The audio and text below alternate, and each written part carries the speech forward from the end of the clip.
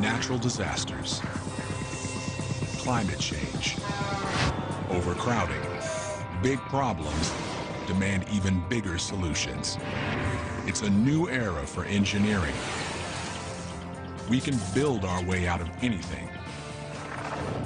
To save New Orleans from deadly floods, the world's first floating city, this is Mega Engineering.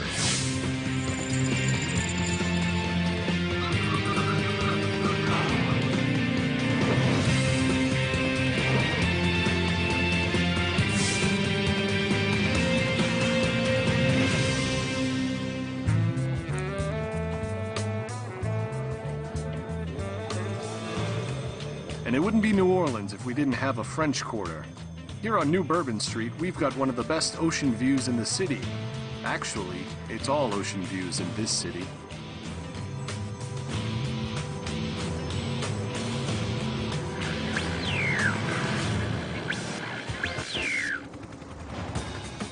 Engineering the future of New Orleans means tackling the city's troubles today.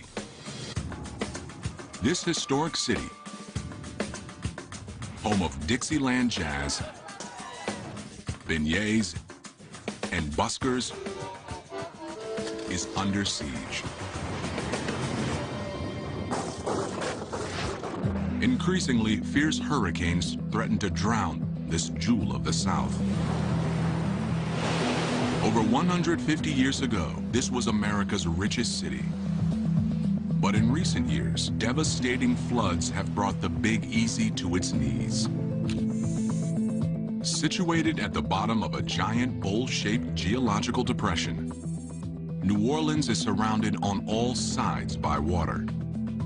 Lake Pontchartrain to the north, Lake Borgne to the east, and the mighty Mississippi to the south. Global warming is increasing the number and ferocity of storms.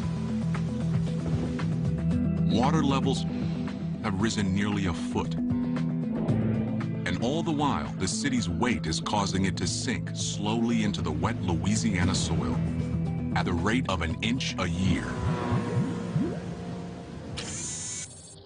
When Hurricane Katrina hit the city in 2005, the storm surge submerged 80% of New Orleans.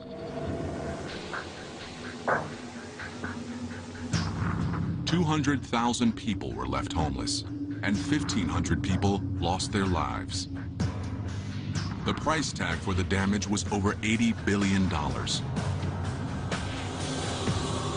Nearly 4 years later, New Orleans is still picking up the pieces and trying to answer one burning question. Can the city be saved? Over 160,000 citizens who evacuated during Katrina have never returned. But what if this broken community could be rebuilt with a radical engineering solution that would place the city above the water forever? That's the hope among the owners of new houses like these, who refuse to give up. Located in the lower 9th Ward, the worst hit part of the city, each house stands higher than Katrina's 8-foot floodline. Collins Foots is a New Orleans native of 40 years who is determined not to let another hurricane shake him. The way they build this house, it's supposed to can take 140 miles an hour wind.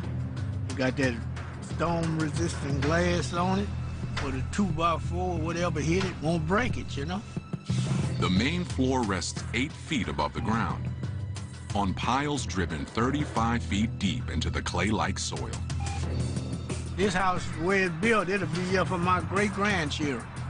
Yes, indeed. This house is safe, as long as there is no storm worse than Katrina. But if the next storm brings waters higher than the last, even this house will be underwater. The next time the next one hits, those buildings will not survive because structurally they're the same buildings that blew apart in the first place. They're just new versions of the old system. No matter what we do to defy nature or to create a wall against it, there's no way we'll resist the forces of nature.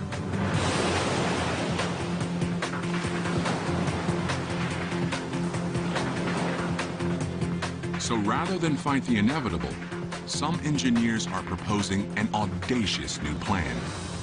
Float the entire city. By cutting the cord with land, homeowners will always remain high and dry. And there are financial advantages. Collins Foot's house requires costly support piles driven deep into Louisiana's wet clay soil, as well as expensive storm-resistant glass and wood. Neither would be required in a new New Orleans, floating offshore from the old city, rising and falling with the water, no longer drowning beneath it. So in a way, we're asking nature, can we borrow the water and try this experiment with the hope that the conclusion of the experiment will make our relationship with nature that much better globally? It's not as crazy as it sounds. Technology has recently caught up to the idea. Advances in material science, nautical design, and maritime construction make a floating city possible. Can you build it? Yes, you can. Whatever it is, yes, you can build it. It's not a question of whether you can do it, it's a question of how you do it. For a floating New Orleans to succeed, it has to do one thing the old city couldn't. Survive a killer hurricane. To do that, designers will need to study Hurricane Katrina and the engineering failures that ensued. Until we learn the lessons from nature, we will continue to have buildings and environments that are devastated by natural disasters. And New Orleans is a perfect example of that.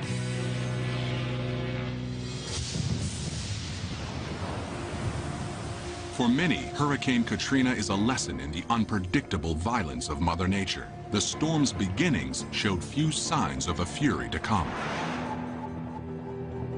You know, Katrina grew from a disturbance that came across the tropics, and its first landfall was right across South Florida. And at the time, it really didn't look like much. The winds were barely at a Category 1 system. But as Katrina blew past Florida, the storm suddenly took a turn for the worse. It entered into an area of the Gulf of Mexico, the hottest water throughout the tropics. So here was an incredible energy source for this system to absorb. And it did. And it grew. And it grew into a major system.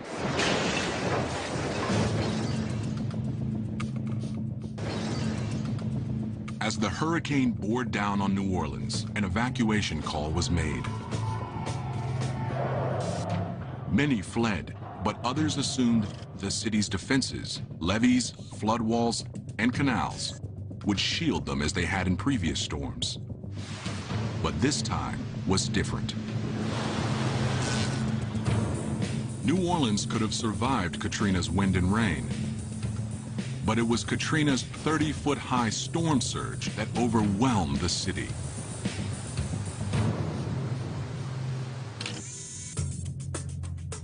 As Hurricane Katrina made landfall on the morning of August 29, 2005, excess water from nearby Lake Borgne surged into the industrial canal that borders the lower Ninth, quickly overtopping the flood walls. At the same time, a 15-foot-high storm surge from Lake Pontchartrain drove up the 17th Street and London Avenue canals, flooding the city. Altogether, 83 of New Orleans' levees failed. You can engineer to withstand a certain amount of wind speed or wind force. But the most difficult thing to try to protect against is storm surge. A wall of water anywhere between 10, 15, or 20 feet high.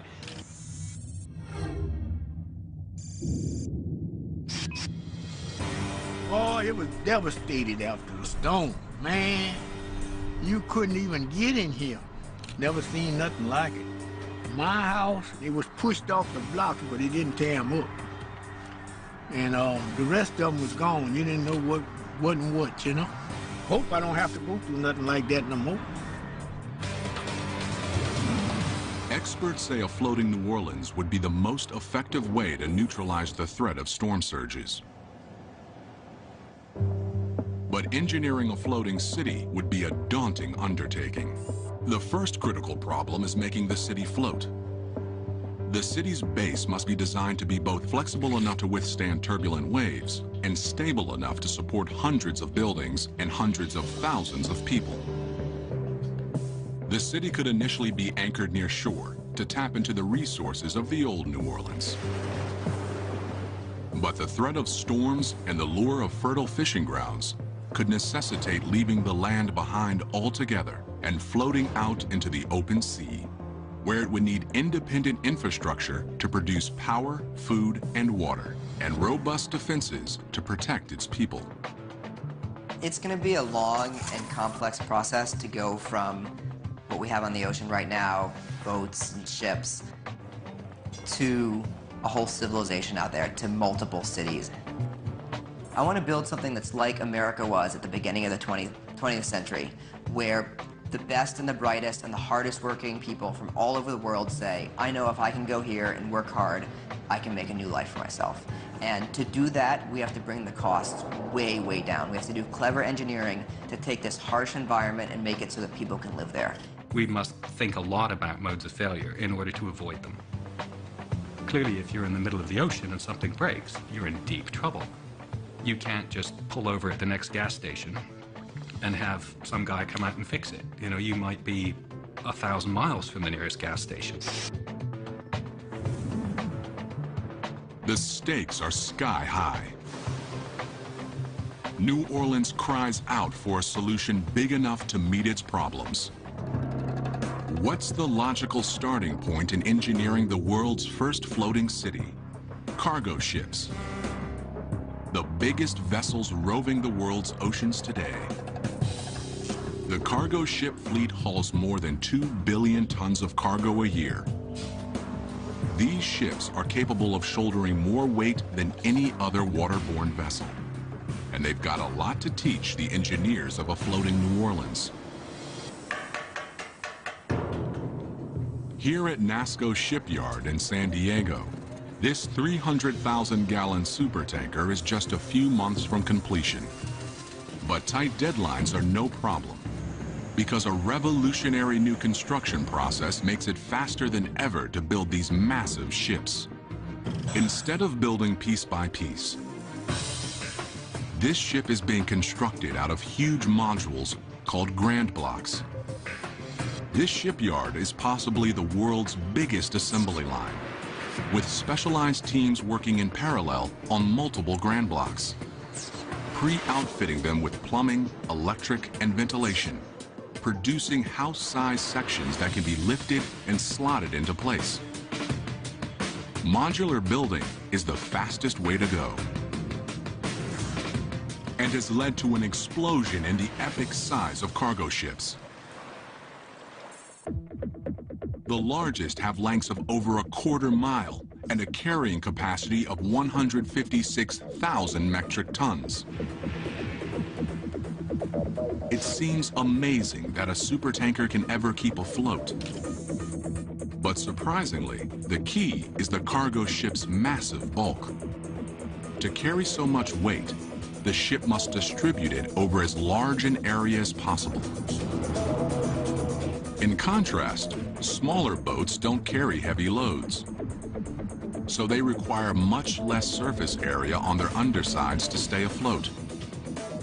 But they pay a price for their small size in another area: lack of stability. Anybody who spent 5 minutes in a canoe with a paddle in one hand and a beer in another will work out really quickly what the effects of not enough stability is. The slightest shift in balance on a small boat can be enough to tip it over. But the massive size of long, wide cargo ships makes them super stable. If you've got, something that's 10 meters wide and 10 meters long and 0.1 of a meter deep, then your buoyancy is arranged over a huge area. So you can have all kinds of people running around on the top of it, and it's not going to make much difference in global terms to where the weight is, the center of gravity, because it's spread over a big area. That's key for a floating New Orleans, where the regular traffic of residents and constant new construction in the growing city would dramatically shift weight loads topside. If you have a long wide structure. You can move your center of gravity around a lot without compromising the stability of your structure. The city's platform could be built from grand block-sized chunks, then assembled into a single massive structure.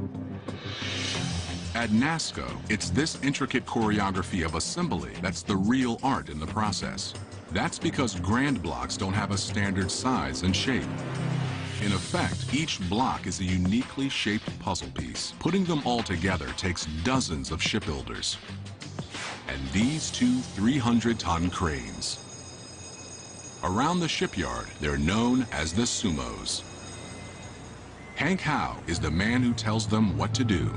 My name is Hank Howe, and I'm the superintendent of rigging here at National Steel and Shipbuilding. I run all the cranes, and I'm responsible for all the major block movements. Today, Hank is preparing for a critical lift, picking up and dropping this diesel engine into a 20 by 30-foot hole in the ship's stern. It's the heart of the entire ship, but only 8 ropes are needed to lift it. They're made from Kevlar, the same material used in bulletproof vests. Each rope can hold 50 tons.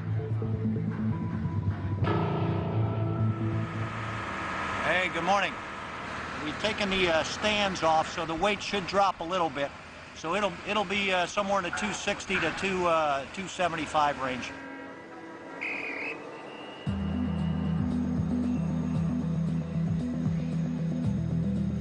Hank has supervised over 700 grand block lifts in his career. He says each lift is a unique puzzle, since every block is shaped and outfitted differently than its neighbor.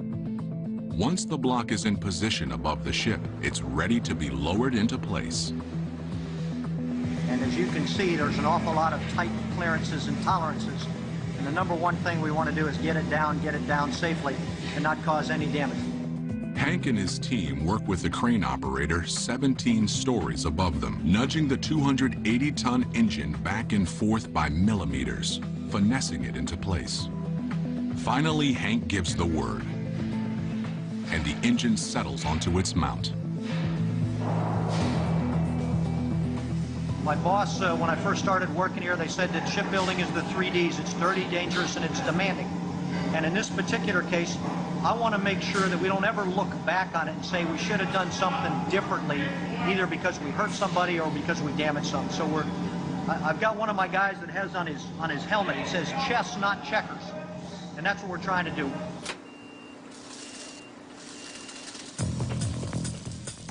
NASCO has the art of shipbuilding down to a science. They produce more big ships every year than any other shipyard in the U.S., and a floating New Orleans could easily adopt their modular construction method. But while cargo ships would inform the platform design of the city, there would have to be significant differences. Building a ship large enough to support an entire city would require too much steel.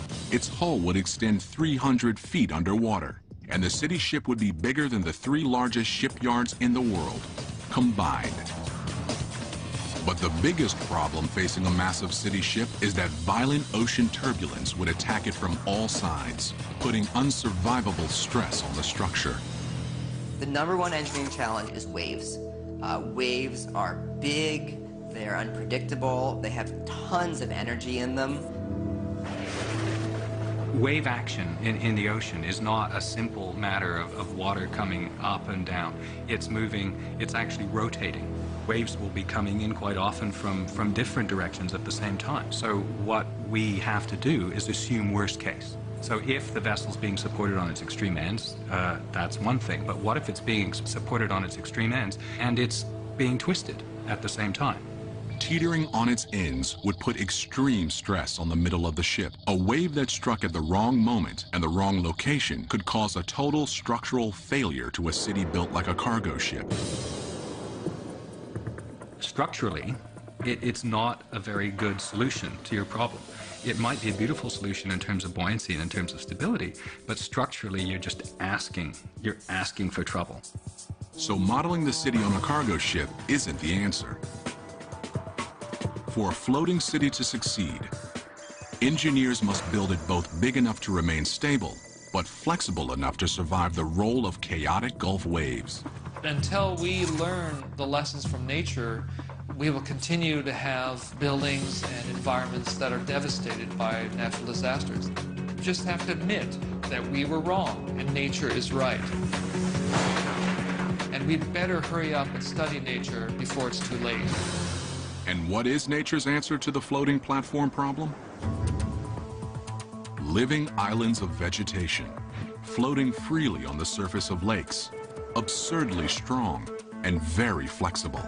Instead of being rigid like a giant floating platform, you're more like a flexible membrane. So as the ocean waves pull and twist and push, the structural system is giving away to that. It flexes with it like a living organism. Floating islands form when the root systems of water plants fuse together and detach from the muddy lake bottom. Up to 6 feet thick and with an area over 20 acres, they are found throughout the world.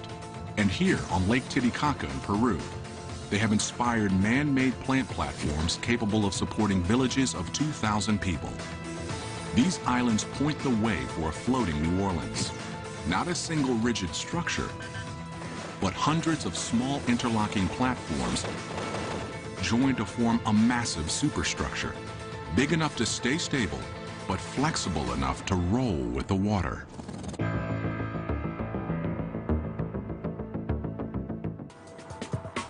For a floating city to succeed, engineers must build it both big enough to remain stable, but flexible enough to survive the roll of chaotic Gulf waves. You're not considering one monumental platform that then has to deal with whatever the nature and the sea is throwing at it. Now what we're talking about many smaller things that can be connected flexibly so that they can move up and down relative to each other, and if the big wave comes through, it allows the whole thing to move up and over the wave. And that's the secret. That's the way nature would create a giant structure like that. The same idea is getting traction in a country 5,000 miles away.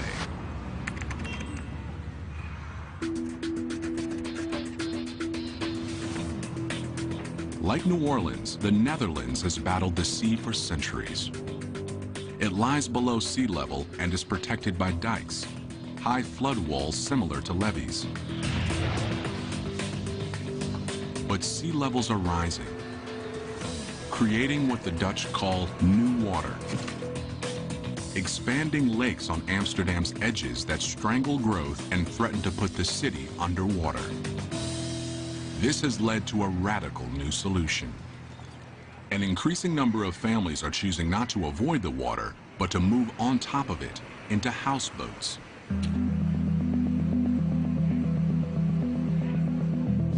It's the only way to guarantee that your house will stay above water, and a cheap alternative in a city where new water is making land more and more expensive.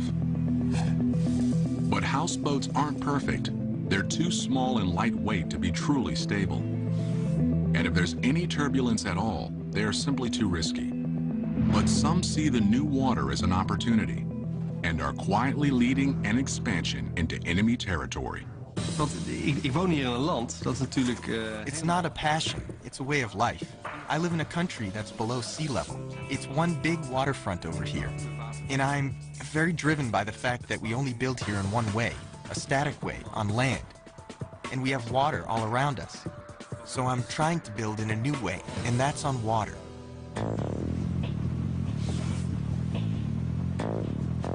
This is Cohn's shot across the bow in the Floating City Revolution.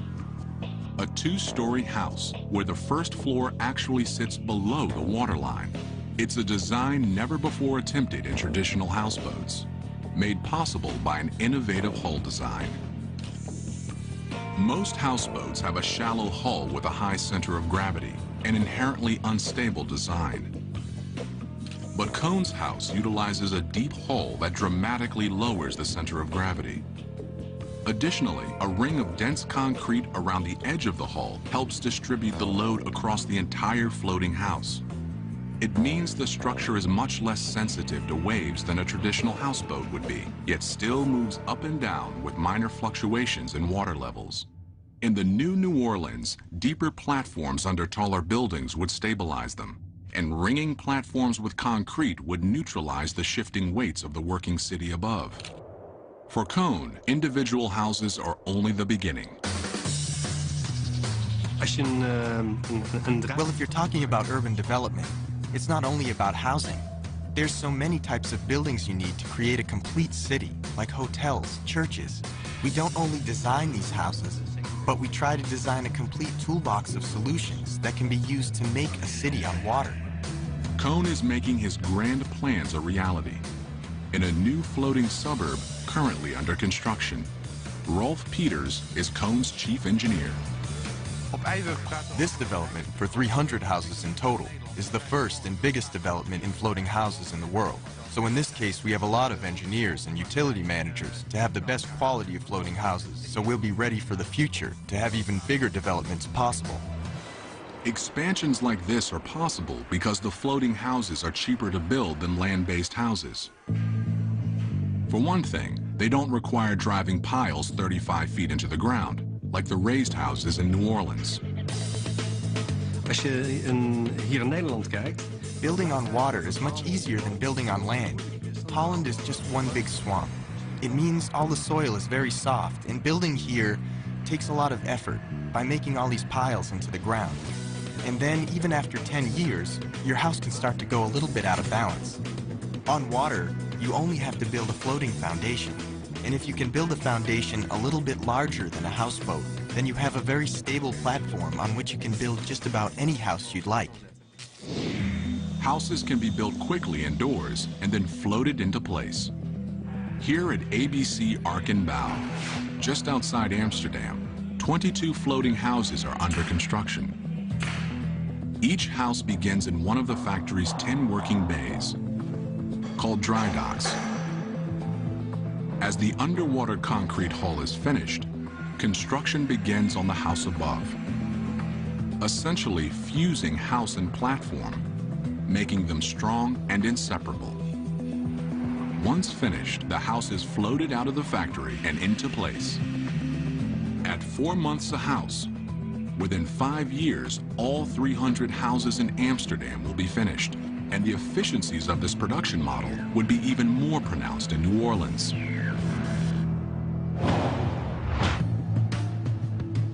Thousands of buildings could be built in just a few years in a land-based factory, then floated out to the city and connected to each other.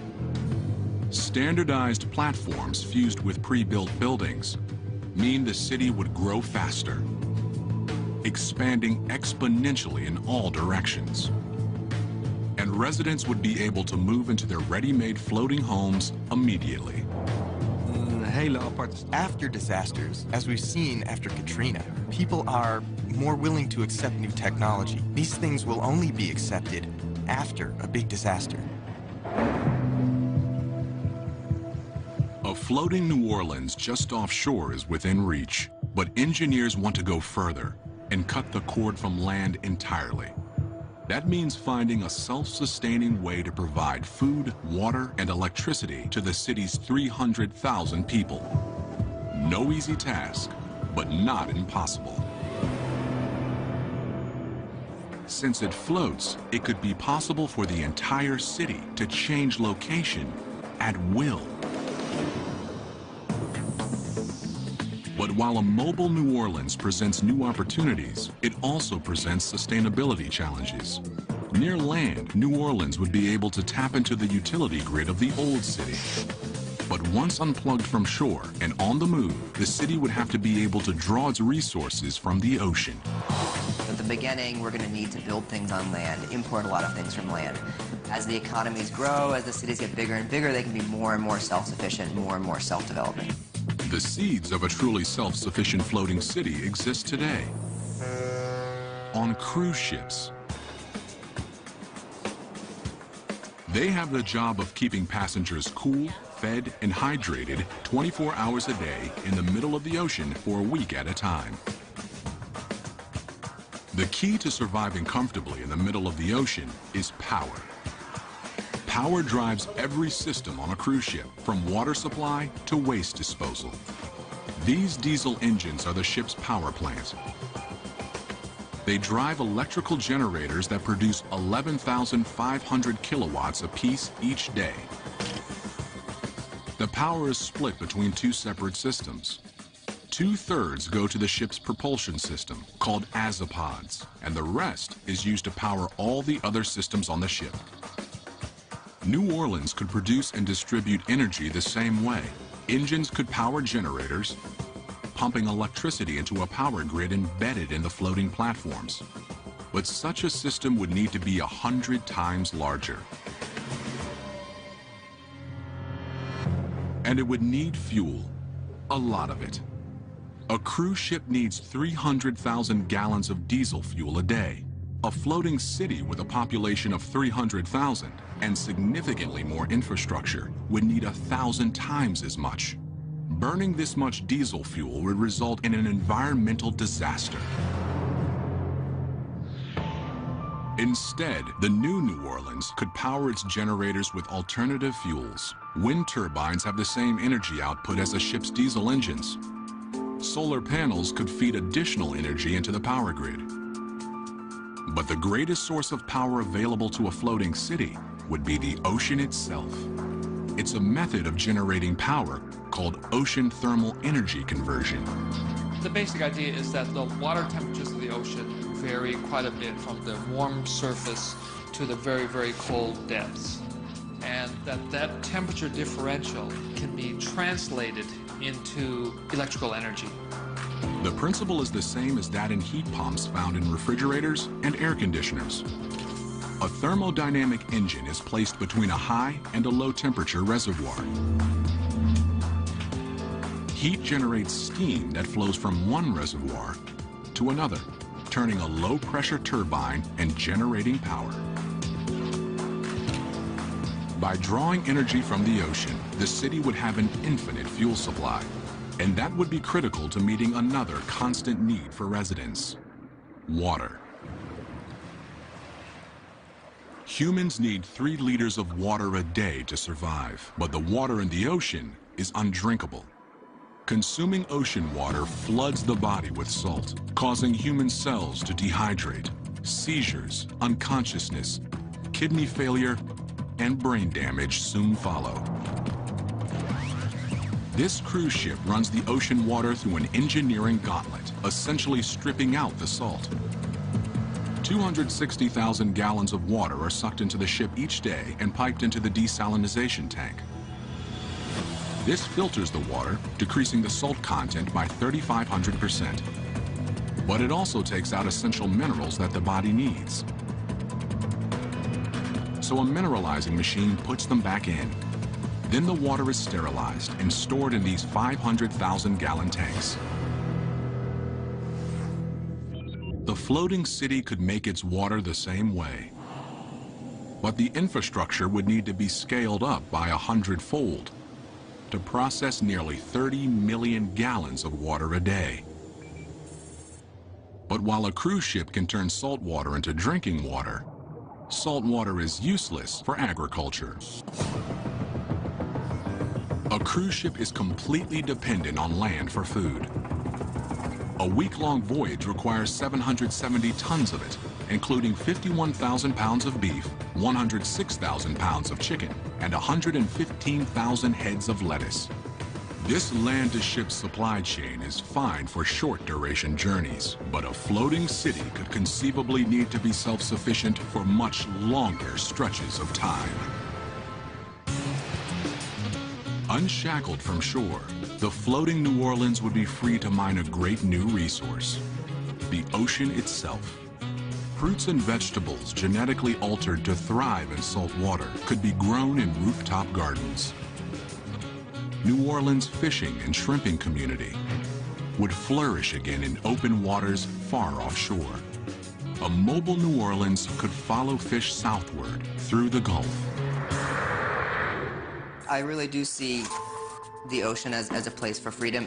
Part of it is that it's the last unclaimed frontier. All land is claimed right now. Every rock above water at high tide is claimed because it extends fishing and oil rights for some country. So the ocean is really, as some people have said, the last free place on Earth. As the city moved away from shore, it would still need a means of resupplying essential goods. But the Gulf of Mexico is volatile, especially during the stormy summer months. And in emergencies, relying on supplies from slow-moving ships isn't ideal. If there's a weather situation that prevents supply ships from bringing in reinforcements or food and things like that, that can be a very difficult time for people on the water. The city would need a lifeline in tough times. And these could be the engineering answer New Orleans is looking for. These could be the engineering answer New Orleans is looking for. They're called unmanned surface vessels, or USVs for short. The high seas are lawless. New Orleans would need robust defenses to counter the greatest man-made threat on the ocean today: pirates. A floating New Orleans would be an all-too-attractive target. As a first layer of defense, unmanned surface vessels would be the floating city's guard dog. In a floating city concept, the unmanned surface vehicle offers the ability to put humans out of harm's way and provide a capability to know where the threat is and execute against that threat. The fleet of USVs equipped with sonar would be able to type and track every craft in their vicinity and share information to patrol the waters around Navy ships. The USVs could repulse threats safely, miles away from the city. Today's threats that are emerging are faster, stronger, quicker, and these unmanned surface vehicles are geared to respond rapidly to those threats. But New Orleans won't have conquered all its demons until it passes a final test. Hurricane season.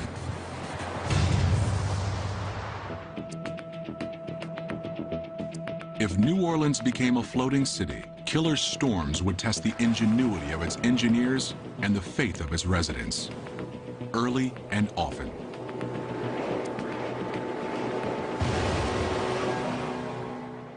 Imagine fishing season has led the floating city 300 miles from shore, and thousands of late summer tourists have flooded the French Quarter.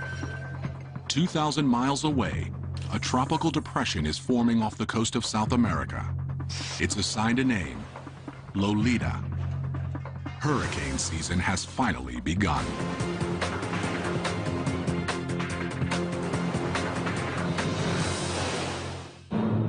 Now, typically, most systems happen throughout the Atlantic Ocean. And then the Bermuda High pushes these systems through the Atlantic Ocean and then into the Caribbean and the eastern U.S.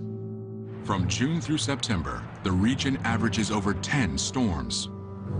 It's Phil Farrow's job to keep a close eye on the skies. As a meteorologist in Miami, Florida, he's forecast storms like Hurricane Andrew, which did $27 billion of damage in 1992, and Hurricane Katrina, which dumped 1.5 feet of rain on southern Florida on its way to New Orleans. Unfortunately, storms these days are getting worse and worse. That's because global warming is raising water temperatures in the Atlantic, and warm water is fuel for hurricanes.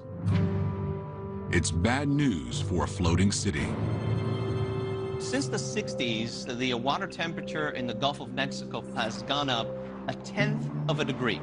That may not sound like much, but if it continues to warm up, that's just extra energy for hurricanes to use to grow bigger and stronger. Fueled by summer heat, Lolita's loose cluster of thunderstorms swirls faster and faster. Tropical Storm Lolita is picking up steam in the Atlantic. We're going to keep an eye on this one and keep you updated as the situation changes. As Lolita pushes into the Gulf, it feeds on energy in the hot water currents beneath it. The thunderstorms churn faster, winds exceed 100 miles an hour, and waves tower more than 20 feet high. Tropical Storm Lolita is now a full-fledged hurricane, growing in power while Gulf Stream winds drive it straight into the path of the floating city. Hurricane Lolita is picking up intensity. This is going to be a big one. If you're out in the open water, you are on your own.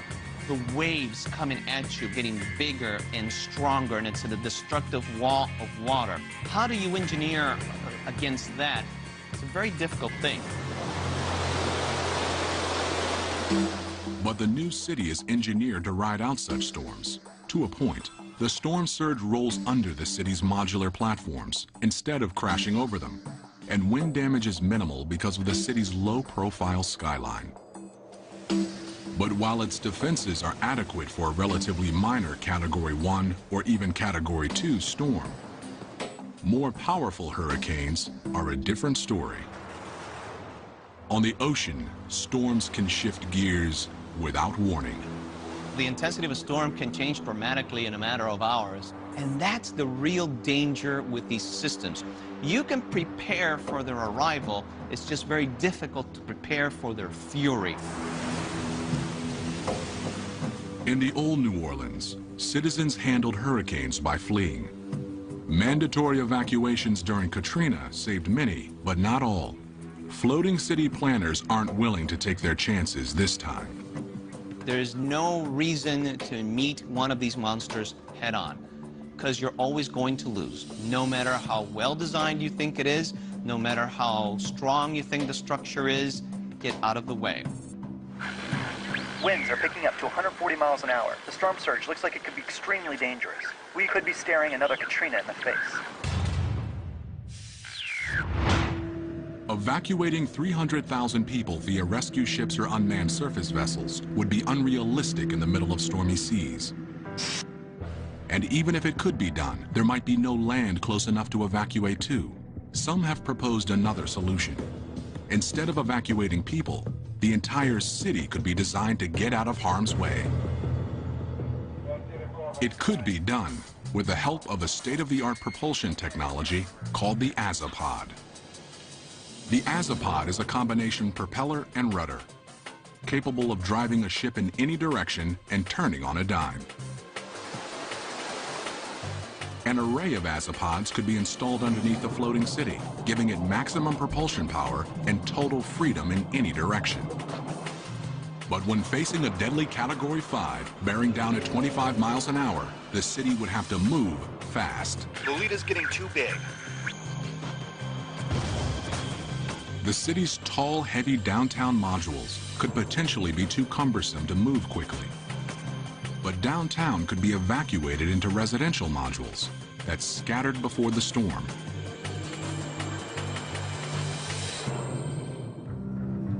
And could regroup miles away in calm waters.